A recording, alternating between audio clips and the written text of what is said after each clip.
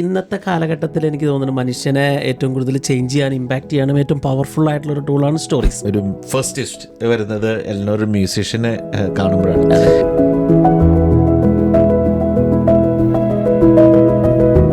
പുറമേ കാണുന്ന എലനോർ അല്ല, ഉള്ളിലുള്ള എലനോർ. അതാണ് ഇതിന്റെ ഒരു സ്റ്റോറിയുടെ ഒരു കാമ്പ് എന്ന് പറയുന്നത്. അവിടെയാണ് ഇവിടുത്തെ ഇതിന്റെ കഥ മാറുന്നത്. എല്ലാത്തിലും ഉള്ള പോലെ ആ ട്വിസ്റ്റ് ഭയങ്കര രസമാണല്ലേ. എപ്പോഴും she's telling herself that I am fine. ഒരു മെസ്സേജ് തരാനുള്ള ഏറ്റവും നല്ല വഴി ഒരു കഥ തന്നെയാണ്. തീർച്ചയായിട്ടും ഇതിനകത്ത് കുറെ ട്വിസ്റ്റുകളുള്ള ഒരു കഥയാണ്. ബുക്കിന്റെ പേരാണ് Eleanor Oliphant is completely fine.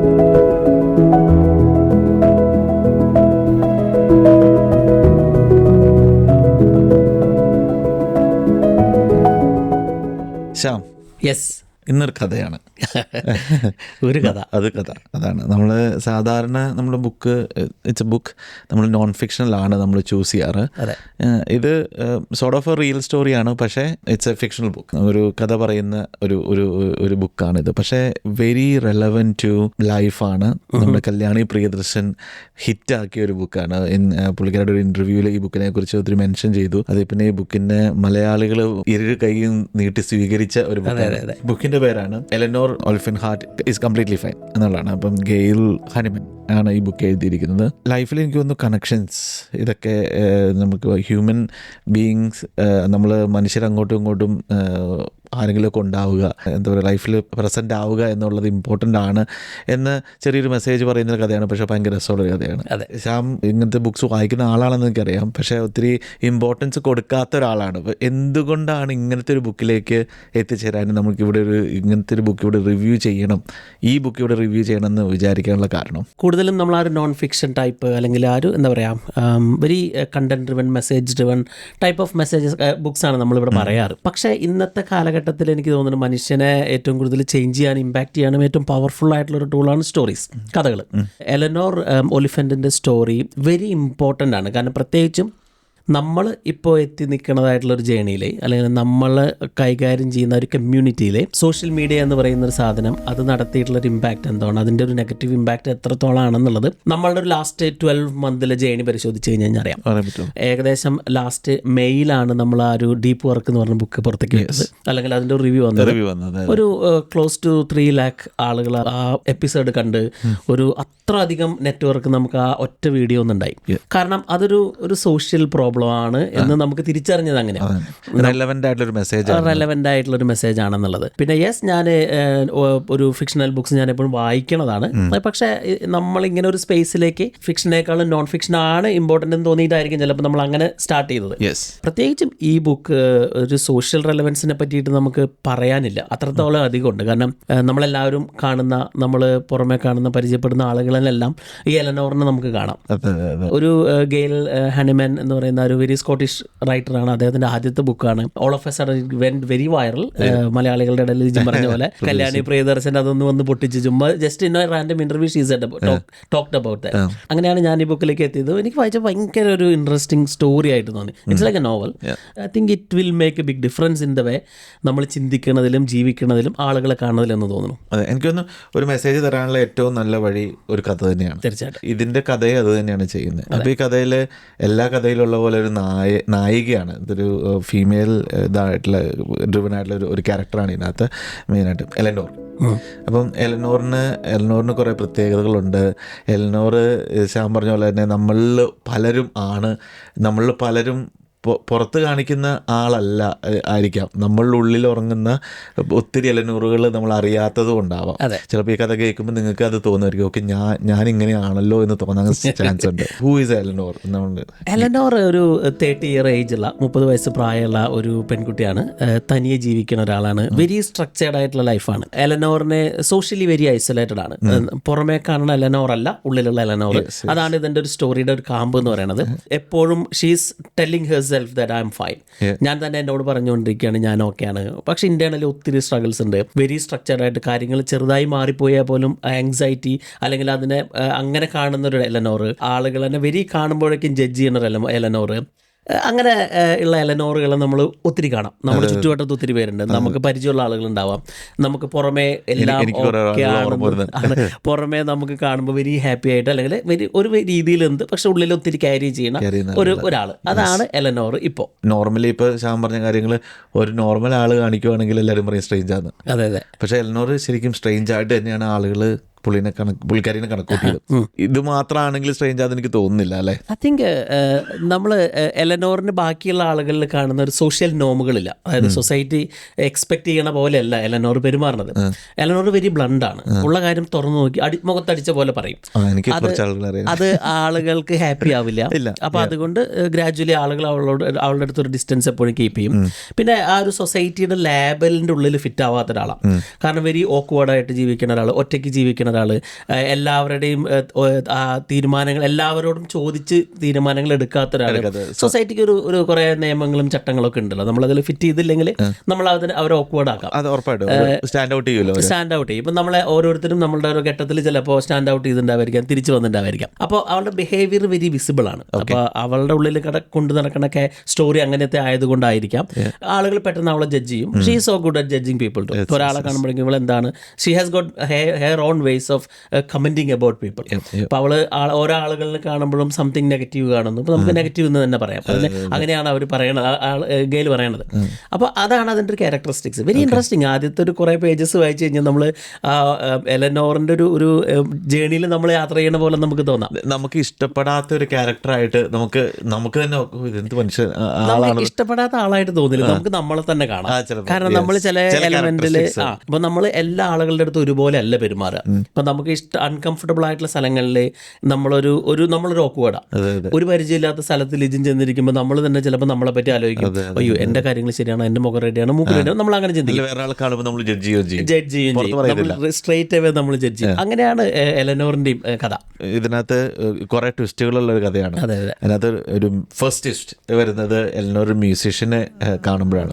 എനിക്കിത് ഭയങ്കര ക്യൂട്ടായിട്ടുള്ള ഒരു സ്റ്റോറി ആയിട്ടുണ്ട്. നമ്മളെല്ലാവരും അത് we always look up to people അല്ലേ. നമുക്ക് ഇപ്പം നമ്മളൊരാളെ കാണുമ്പോഴത്തേക്ക് നമ്മൾ ഒബ്സസ്ഡ് ആയിട്ട് ഇപ്പോഴത്തെ തലമുറയൊക്കെ കാണുമ്പോൾ നമ്മൾ ഓരോ ഇൻഫ്ലുവൻസേഴ്സിനെ കാണുമ്പോൾ അതനുസരിച്ച് ഡ്രസ്സ് ചെയ്യുക, അവരെ എങ്ങനെയെങ്കിലും കാണുക, അവരുടെ സെൽഫി എടുക്കുക. ഇപ്പോൾ ഈ സെൽഫി കൾച്ചറും നമ്മുടെ ഈ വീഡിയോ ഇപ്പോൾ ഇതൊക്കെ ഒത്തിരി ഡിസ്കസ് ചെയ്യപ്പെട്ടു. അതൊക്കെ ഇതിനകത്ത് ബേസ്ഡ് ആണെന്ന് എനിക്ക് തോന്നുന്നു. എലനോറിനും അങ്ങനെ ഒരു ക്രഷ് എന്ന് പറയാൻ പറ്റില്ല, ഒരു ഫാൻ ആയിത്തീരുവാണ് ഒരു മ്യൂസീഷ്യൻ്റെ. അവിടെയാണ് ഇവിടുത്തെ ഇതിൻ്റെ കഥ മാറുന്നത്. എല്ലാത്തിലും ഉള്ള പോലെ ആ ട്വിസ്റ്റ് ഭയങ്കര രസമാണല്ലേ. അതെ അതെ. ഇപ്പോൾ നമ്മൾ ഒറ്റപ്പെട്ടിരിക്കുന്ന ആളുകളുടെ കഥയാണ് എലനോറിൻ്റെ കഥ. ഇപ്പോൾ ഒറ്റപ്പെട്ടിരിക്കുന്ന ആളുകൾ എത്ര ഒറ്റപ്പെട്ട് കഴിഞ്ഞ് കഴിഞ്ഞാലും, എത്ര മനുഷ്യരിൽ നിന്ന് മാറി നിന്ന് കഴിഞ്ഞ് കഴിഞ്ഞാലും അവരുടെ ഉള്ളിലെല്ലാം ആ ഒരു ബേസിക് ഹ്യൂമൻ ഇമോഷൻസ് ഉണ്ട്. ഇപ്പോൾ ഒരാളെ കണ്ടു കഴിഞ്ഞ് ഇഷ്ടം തോന്നാം, ദേഷ്യം തോന്നാം. പക്ഷേ എലനോർ ആ ദേഷ്യത്തിനോടും നെഗറ്റീവ് ഇമോഷൻസിനോടാണ് കൂടുതലും പ്രൊജക്റ്റ് ചെയ്ത് നിന്നുകൊണ്ടിരുന്നത്. അങ്ങനെ റാൻഡം വഴിയിലോ അല്ലെങ്കിൽ ഒരു പ്രോഗ്രാമിൻ്റെ ഇടയിൽ കാണുന്ന ഒരാളാണ് musician. He's A very well known next level musician ആണ്. പക്ഷേ ഫേമസ് ആണ്. പക്ഷേ എലനോർ അയാളിൽ ഒരു ക്രഷ്ഡ് ആവുകയാണ്. അപ്പോൾ അയാളെ കണ്ട്, അതായത് ഒരു പേഴ്സണലി സംസാരിക്കുക പോലും ചെയ്യാത്ത ഒരാൾ അയാളുടെ ഒരു പ്രസൻസ് എലനോറിൽ കുറെ മാറ്റങ്ങൾ വരുത്താണ്. She is trying to impress that person. അല്ലെങ്കിൽ അല്ലെങ്കിൽ ആ ഒരു നല്ലൊരു ഫ്യൂച്ചർ ഉണ്ടാവാൻ വേണ്ടിയിട്ട്, അല്ലെങ്കിൽ ആ ഒരു നല്ല ബെറ്റർ ഫ്യൂച്ചർ ഡ്രീം ചെയ്തുകൊണ്ടിരിക്കുകയാണ്. അപ്പോൾ ഷീ സോർട്ട് ഓഫ് അതുവരെ ഉണ്ടായിരുന്ന രീതികളിൽ നിന്ന് മാറാൻ നോക്കുകയാണ്. അപ്പോൾ she wanted to go to her events. അപ്പോൾ ഒറ്റയ്ക്ക് പോകാൻ മടിയായതുകൊണ്ട് ഫ്രണ്ട്സിനെ വിളിക്കുന്നു. പക്ഷേ ഇവളൊരു ഓക്വേർഡ് ആയതുകൊണ്ട് ഫ്രണ്ട്സ് ആരും ഇവളുടെ കൂടെ വരുന്നില്ല. ഇപ്പോൾ നമുക്കാണെങ്കിൽ നമുക്ക് മാത്രം ഇഷ്ടം, പക്ഷെ ബാക്കിയുള്ളവർക്ക് ഇഷ്ടമില്ല. അപ്പോൾ she so in madly in sort of getting in love with that person. പക്ഷേ അപ്പോൾ അതിലേക്ക് ഇപ്പോൾ വിചാരിക്കുകയാണ് അയാളെന്നെ മാരേജ് ചെയ്ത് കഴിഞ്ഞാൽ ചിലപ്പോൾ ലൈഫ് മാറാം എന്ന് വിചാരിച്ചുകൊണ്ട് ഷീ ഈസ് ട്രൈങ് ടു അവളുടെ ലൈഫിൽ മാറുന്നു, അവളുടെ അല്ലെങ്കിൽ ആ ലുക്കിൽ മാറ്റം വരുത്തുന്നു, ഇന്റേണലി ഒത്തിരി മാറ്റങ്ങൾ വരുത്തുകയാണ്. ഒരു രസകരമായിട്ടാണ് കഥ പോണത്. പിന്നെ അപ്പോൾ ഇതിലൊരു രസം എന്ന് വെച്ച് കഴിഞ്ഞാൽ ഇപ്പോൾ എലനോർ ഒരാളായിട്ടും കണക്ഷൻ ഇല്ലെങ്കിലും ഷീ ടോക്സ് അബൌട്ട് ഹെർ മം. അമ്മയുണ്ട്. അമ്മേനെ വീക്ക്ലി വിളിക്കുക എന്ന് പറഞ്ഞൊരു ചടങ്ങല്ലാണ്ട് ലൈഫിൽ പ്രത്യേകിച്ച് ഒരു സ്ട്രക്ചറും ഇല്ല. എന്ന് വെച്ച് കഴിഞ്ഞാൽ അതാണ് അവളുടെ ഒരു ഹ്യൂമൻ കണക്ഷൻ എന്ന് പറയുന്നത്. അപ്പോൾ ആ ഒരു ഫോൺ കോളിൽ എപ്പോഴും she is wanting to impress മമ്മായിട്ടൊരു സോർട്ട് ഓഫ് ഹെയ്റ്റ് ലവ് റിലേഷൻഷിപ്പാണ്. ഇപ്പോൾ ഇവള് പറയണത് ആ ഒരു മമ്മിൻ്റെ അടുത്ത് മാത്രം അല്ലെങ്കിൽ അമ്മയുടെ അടുത്ത് മാത്രമേ കാര്യങ്ങൾ തുറന്ന് പറയുന്നുള്ളൂ. ഇപ്പോൾ അത് ഇതിൻ്റെ ഒരു ഭാഗമായിട്ട് ഇങ്ങനെ വരുന്നുണ്ട്. അതാണ് ഇപ്പോൾ സോഫാർ അങ്ങനെയാണ് മ്യൂസീഷ്യൻ്റെ കഥ വരുന്നത്. അപ്പോൾ അമ്മയായിട്ടുള്ള റിലേഷൻഷിപ്പ് ആണെങ്കിലും നമുക്ക് എല്ലാവർക്കും അമ്മയുടെ അടുത്ത് പ്രൗഡ് ആവുക, നമ്മൾ പ്രൂവ് ചെയ്യുക എന്നുള്ളത് എല്ലാവർക്കും ഉള്ളൊരു പേരൻസിൻ്റെ അടുത്ത് ഇതാവുക എന്നുള്ളത് നമുക്ക് എല്ലാവർക്കും ഉള്ളൊരു ഇമോഷനാണല്ലോ. ഈ നോവലിൻ്റെ രസം എന്ന് വെച്ചിട്ടുണ്ടെങ്കിൽ നമ്മൾ ഓർക്കൊക്കെ മ്യൂസീഷ്യനിൽ ചേർന്നാണ് ഈ പടം ഈ നോവൽ പോകാൻ പോകുന്നത്, ഒരു മൂവി ഫീൽ പോലെ വെക്കും. പക്ഷേ അവിടെയാണ് വീണ്ടും ട്വിസ്റ്റ് വരുന്നു. വീണ്ടും നമുക്ക് ഈ നമ്മൾ ലൈഫും അങ്ങനെ തന്നെയാണല്ലോ. നമ്മൾ ഫാൻറ്റസീസിൽ ലുക്ക് ചെയ്യുമ്പോഴത്തേക്ക് real person is different, real people is different. നമ്മൾ ഫാൻറ്റസൈസ് ചെയ്യുകയാണ് ലൈഫ് ഇങ്ങനെ ആയിരിക്കാം, ലൈഫ് എനിക്കൊന്ന് അതിനെയാണ് ഇത് റെപ്രസെൻറ്റ് ചെയ്യുന്നതെന്ന് തോന്നുന്നു, മ്യൂസീഷ്യൻ റെപ്രസെൻറ്റ് ചെയ്യുന്നത്. പക്ഷേ she eventually meet a person in person. നമ്മളൊരു പേഴ്സണായിട്ടൊരു contact Raymond by the name. അപ്പോൾ അത് എലനോറിന്റെ ലൈഫിൽ വലിയൊരു ചേഞ്ച് ഉണ്ടാക്കുന്നുണ്ട്. നമുക്ക് അങ്ങനത്തെ ഒരാൾ ലൈഫിൽ എപ്പോഴും ഉണ്ടല്ലേ, തകിടം മറിക്കുന്നത്. അതെ. ഇപ്പോൾ എനിക്ക് തോന്നുന്നു ഞാനും ആദ്യം വിചാരിച്ചപ്പോൾ ഈ മ്യൂസീഷ്യൻ എന്ന് പറയണത് ഇപ്പോൾ നമ്മളും ആരെയൊക്കെ ഇംപ്രസ് ചെയ്യാൻ വേണ്ടിയിട്ട് ഓരോ കാര്യങ്ങൾ ട്രൈ ചെയ്തുകൊണ്ടിരിക്കുകയല്ല. പ്രത്യേകിച്ച് ആ സോഷ്യൽ മീഡിയ ഭാഗത്തിനാണ് അത് ഹൈലൈറ്റ് ചെയ്ത് വെച്ചുകൊണ്ടിരിക്കുന്നത്. കാരണം ആ ഒരു fantasy world it doesn't exist. ഇപ്പോൾ നമ്മൾ കാണുന്ന ആളുടെ പോലെ ആവണം തോന്നുന്നു ഇപ്പോൾ, അല്ലെങ്കിൽ ഒക്കെ ഇങ്ങനെ ചെയ്ത് നന്നാവും നമുക്ക് തോന്നും. അതെ. പക്ഷെ നമ്മൾ ഒരിക്കലും അല്ല. പക്ഷെ നമുക്ക് അങ്ങനെ we try our best every day. ഇപ്പോൾ നമുക്ക് എവറി ഡേ ഇപ്പോൾ ആ മ്യൂസീഷ്യനെ കാണുന്നതോട് കൂടിയിട്ട് ഇവൾ എങ്ങനെയാണ് ഇമ്പ്രൂവ് ചെയ്യാന്ന് നോക്കുന്നുണ്ട്. അവിടെയും അവൾക്കൊരു കൺസിസ്റ്റൻസി വരുന്നില്ല. കാരണം she is looking for people around. പക്ഷെ ഓരോരുത്തർക്കും ഓരോ രീതിയിലാണ് ആ സക്സസിനെ ഫിറ്റ് ചെയ്യുന്നത്. അപ്പോൾ ഇവൾക്ക് she wanted to be a successful person. അപ്പോൾ ഇവള് വിചാരിക്കണം അങ്ങനെ ഒരാളെ കല്യാണം കഴിച്ചു കഴിഞ്ഞാലായിരിക്കും നല്ലതെന്ന് തോന്നിയിട്ടാണ് അങ്ങനെ പോകുന്നത്. പക്ഷെ അങ്ങനെ ഒരു ആക്സിഡന്റിൽ വേറൊരു ജോലി സ്ഥലത്ത് പുതിയതായിട്ട് വന്ന ഒരാളാണ് റിച്ചാർഡ്. അപ്പോൾ റിച്ചാർഡ് ആയിട്ടാണെങ്കിലും അത്രയ്ക്കൊരു ഫ്രണ്ട്ഷിപ്പ് ഒന്നുമില്ല. പക്ഷെ അവർ they started sort of talking. അവിടെ നിന്നാണ് അതിൻ്റെ ഒരു കഥ വേറൊരു ഡയറക്ഷനിലേക്ക് പോണത്. ഇപ്പോൾ ആ ഒരു റിച്ചാർഡ് എന്ന് പറയുന്ന ഒരു കൊളീഗ് ഇവർ രണ്ടുപേരും സംസാരിച്ചു. പക്ഷെ അവർക്കിടയിൽ വേറെ റിലേഷൻഷിപ്പ് ഒന്നുമില്ല. സംഹൗ അവർ രണ്ടുപേരും കൂടി നടന്ന് പോകുന്നതിൻ്റെ ഇടയ്ക്ക് ഒരു ഇവന്റ് ഉണ്ടാവുകയാണ്. ഒരു സാമി എന്ന് പറയുന്ന ഒരു അൺനോൺ ആയിട്ടുള്ള ഒരാൾ കൊളാപ്സ് ആയി വീണത് കാണാണ്. അങ്ങനെ ഉണ്ടായപ്പോൾ റേമണ്ട് ഈ സാമിനെ രക്ഷിക്കുകയാണ്. ആ ഒരു സമയത്ത് ഒരു ഇമ്മീഡിയറ്റ് ആയിട്ട് CPR കൊടുത്തോ somehow he entered into ആ ഒരു സ്പേസിലേക്ക് കടന്ന്. അപ്പോൾ ഇവർ രണ്ടുപേരും കൂടി കുറച്ച് ഇൻട്രാക്ഷൻ അവിടെ ഉണ്ടാവുന്നുണ്ട്. പിന്നെയാണ് അതിൻ്റെ ഒരു അപ്പോൾ നമ്മളങ്ങനെ പരിചയം എലനോറും റേമണ്ടും കൂടിയിട്ടാണ് അത് നടക്കുന്നത്. അങ്ങനെയാണ് പിന്നെ ആ ഒരു സ്റ്റോറി മാറിപ്പോണത്. ഇപ്പോൾ ഒരു ഇമാജിനറി മ്യൂസീഷ്യൻ അവിടെ ഉണ്ടെങ്കിലും ഇപ്പോൾ എലനോറും റേമണ്ടും കൂടിയിട്ട് സംഹൗ ഒരു റിലേഷൻഷിപ്പിലേക്ക് വരികയാണ്. അപ്പോൾ അതിൽ റൊമാൻറ്റിക് റിലേഷൻഷിപ്പ് അല്ല, പക്ഷേ ഒരു സോർട്ട് ഓഫ് ഫ്രണ്ട്ഷിപ്പ് ഉണ്ടാവുകയാണ്. അങ്ങനെയാണ് അതിൻ്റെ ഒരു പോക്ക്. പിന്നെ സോർട്ട് ഓഫ് ബെസ്റ്റീസ്. പക്ഷേ അതിൽ പറയണത് പിന്നെ എന്താ ഉണ്ടാവുകയെന്ന് വെച്ച് കഴിഞ്ഞാൽ ഇപ്പോൾ എലനോർ പിന്നെ ലൈഫിൽ ഓരോ സ്റ്റെപ്പിൽ കൂടെ കടന്നു പോകുമ്പോഴും വീണ്ടും റേമണ്ട് കുറച്ചുകൂടി അടുത്തേക്ക് വരാണ്. പിന്നെ സോർട്ട് ഓഫ് ആ റിലേഷൻഷിപ്പ് അതിൽ ബിൽഡ് ചെയ്ത് തരാണ്. അപ്പോൾ ഇതിൽ കൂടുതൽ അപ്പോൾ ആ സമയത്ത് പറയേണ്ടത് അപ്പോൾ റേമണ്ട് ഒബ്സർവ് ചെയ്യുമ്പോൾ അവനും മനസ്സിലാവുന്നുണ്ട് ഷീ സോ സ്ട്രേഞ്ച് എന്ന്. അപ്പൊ കാരണം ഇവര് പറഞ്ഞ പോലെയല്ല കാര്യങ്ങൾ, അല്ലെങ്കിൽ സംതിങ് ഡിഫറെന്റ് ആണെന്നുള്ള ഒരു രീതിയിലേക്ക് വരുന്നുണ്ട്. അങ്ങനെ പിന്നെ റേമണ്ട് പതുക്കെ എലനോറിനെ ഒന്ന് സംഭവം ഇൻഫ്ലുവൻസ് ചെയ്തിട്ട് she sort of letting her or getting her to ഒരു സൈക്കോളജിസ്റ്റിനെ കണ്ടു കഴിഞ്ഞാൽ നല്ലതാവും എന്നുള്ള രീതിയിലേക്ക് സംസാരം കൊണ്ടുപോവാണ്. മനസ്സിലാവുന്നത് കൊണ്ട്. കാരണം ഇവള് എല്ലാവരും ഒറ്റപ്പെട്ടിരിക്കുകയാണ്. അതെ. അങ്ങനെയാണ് പിന്നെ ഒരു സ്റ്റോറി ഡിഫറെൻ്റ് ആയിട്ട് പോയിക്കൊണ്ടിരിക്കുന്നത്. അപ്പോൾ ആ ഒരു മെൻ്റൽ ഹെൽത്ത് എന്ന് പറയുന്ന ഒരു കൺസെപ്റ്റ് അതിലേക്ക് വരുന്നുണ്ട്. പിന്നെയാണ് കഥ മൊത്തം ഒരു അപ്സൈഡ് ഡൗൺ ആയിട്ട് മാറുന്നത്. ഇതിൽ ഏറ്റവും വലിയ ട്വിസ്റ്റ്, ഏറ്റവും ബ്യൂട്ടിഫുൾ ആയ ട്വിസ്റ്റ് ഇതാണ് അമ്മ എന്നുള്ള ആ ഒരു റെപ്രസെൻറ്റേഷൻ. എനിക്കൊന്ന് അമ്മ എന്നുള്ള ഒരു representation I don't think it's just ഒരു മദർ എന്നുള്ളതല്ല, ഒരു നമുക്ക് ക്ലോസ് ആയിട്ടുള്ള ഒരാൾ ലൈഫിൽ ഉണ്ടാവുക എന്നുള്ളതാണ് എന്ന് എനിക്ക് തോന്നുന്നു. അപ്പോൾ അമ്മയുടെ എക്സിസ്റ്റൻസ് ചോദ്യം ചെയ്യപ്പെടുകയാണ് വീണ്ടും. അതാണ് നോവലിൻ്റെ ഏറ്റവും വലിയ എനിക്ക് തോന്നുന്നു ഹൈലൈറ്റ് എന്ന് തോന്നുന്നു. അപ്പം അമ്മയ്ക്ക് എന്ത് സംഭവിക്കുന്നു? അമ്മ എന്ന് പറയുന്നത് ബേസിക്കലി പിന്നീട് ഇപ്പോൾ റേമണ്ട് ആയിട്ടുള്ള ആ കോൺവെർസേഷനുകൾ വരുന്നത് അമ്മ ഡസൻറ്റ് എക്സിസ്റ്റ് ആക്ച്വലി. അപ്പോൾ എലനോറിനൊരു വെരി വെരി നെഗറ്റീവ് ആയിട്ടുള്ളൊരു പാസ്റ്റ് ഉണ്ട്. അല്ല വെരി നെഗറ്റീവ് വെച്ചാൽ she carries a lot of trauma.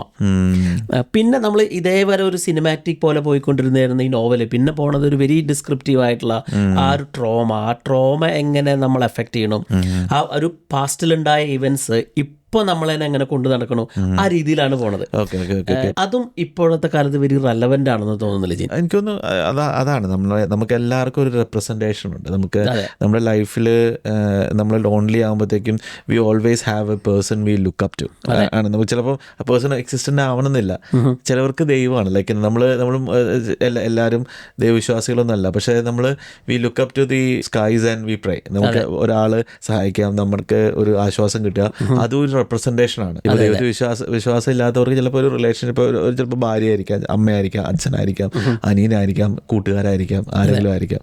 പക്ഷെ അവരില്ലെങ്കിൽ പോലും, ഇതൊന്നും ഇല്ലെങ്കിലും ആരും ഞാൻ തന്നെയാണ് ലോകം കീഴടക്കുന്നതെന്ന് പറഞ്ഞാൽ പോലും there is a person we look up to. അതാണ് ആ അത് ഭയങ്കര ഇമ്പോർട്ടൻ്റ് ആണ്. ഇപ്പോഴത്തെ നമ്മളാരും അത് അക്നോളജ് ചെയ്യുന്നില്ല, നമ്മളതിനെ മിസ് ചെയ്യുന്നുണ്ടെന്ന് തോന്നുന്നു അല്ലേ? അതെ, ഇപ്പോഴത്തെ ഒരു സാഹചര്യത്തിൽ, ഇപ്പോഴത്തെ ഒരു ലോകത്തിൽ ലോകം നേരിട്ടുകൊണ്ടിരിക്കുന്ന ഏറ്റവും വലിയ പ്രശ്നങ്ങളിൽ ഒന്നാണ് ലോൺലിനെസ്. പ്ലസ് ഇനിയിപ്പോൾ നമ്മൾ പറഞ്ഞ പോലെ in the coming years it all will be taken over by depression. ഇപ്പോൾ ആ ലോൺലിനെസ്സും ഡിപ്രഷനും തമ്മിലുള്ള ഒരു വെരി അഭേദ്യമായിട്ടുള്ള ഒരു ബന്ധമുണ്ട്.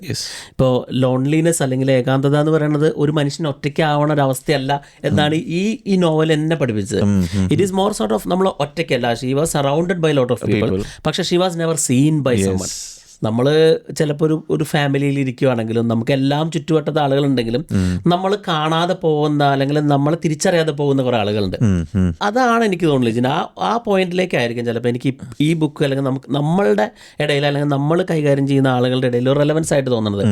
സ്പെഷ്യലി ഒത്തിരി വിമൺ അല്ലെങ്കിൽ ഒരു സ്ത്രീകൾ ഒരു നമ്മൾ ഇൻ്ററാക്ട് ചെയ്തിട്ടുള്ള, ഇപ്പം ഞാൻ പേഴ്സണലി കണക്ട് ചെയ്തിട്ടുള്ള അല്ലെങ്കിൽ നമ്മുടെ ആ ചാനൽ വഴിയോ വാട്സാപ്പ് വഴിയോ കണക്ട് ചെയ്തിട്ടുള്ള ആളുകൾ they carry lot of trouble. അപ്പം അവർക്കത് പറയാൻ പോലും ആളുകളില്ലാത്ത ഒരു രീതിയിലുള്ള ഒരു പ്രശ്നങ്ങളുണ്ട്. എന്ന് വെച്ച് കഴിഞ്ഞാൽ നമ്മൾ അവർ ഡീപ്ലി അവരായിട്ട് കണക്ട് ചെയ്ത് കഴിഞ്ഞ് കഴിഞ്ഞാൽ അവർ ഷെയർ ചെയ്യണ കഥകൾ, അവർ ക്യാരി ചെയ്യണ പെയിൻ അല്ലെങ്കിൽ ആ ഒരു വേദന, അത് ഞാൻ ആലോചിക്കാറുണ്ട് എന്തുകൊണ്ട് അവർക്ക് അതൊരു കോൺഫിഡൻ്റ് ആയിട്ട് അല്ലെങ്കിൽ അവരെ കേൾക്കാൻ ആളുകൾ ഇല്ലാതെ പോകണു എന്നുള്ളത്.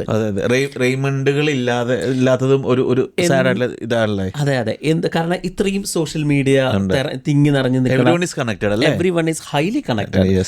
Everyone has got close to 3000 ഫ്രണ്ട്സിനും കുറവുള്ള ഒരു അക്കൗണ്ട് നമുക്ക് കാണുക. പക്ഷെ അതിൻ്റെ ഇടയിലെല്ലാം മനുഷ്യൻ ഒറ്റപ്പെട്ടുകൊണ്ടിരിക്കുന്നത് എന്തൊരു വേദന ഉണ്ടാക്കുന്ന കാര്യമാണ്. ഞാൻ കഴിഞ്ഞ ദിവസം ഒരാളോട് സംസാരിച്ചപ്പം ആൾ പറഞ്ഞൊരു കാര്യമുണ്ട്, എല്ലാവരും ഉണ്ട്, എനിക്കെല്ലാവരും, പക്ഷേ എനിക്കാരും ഇല്ലാന്ന്.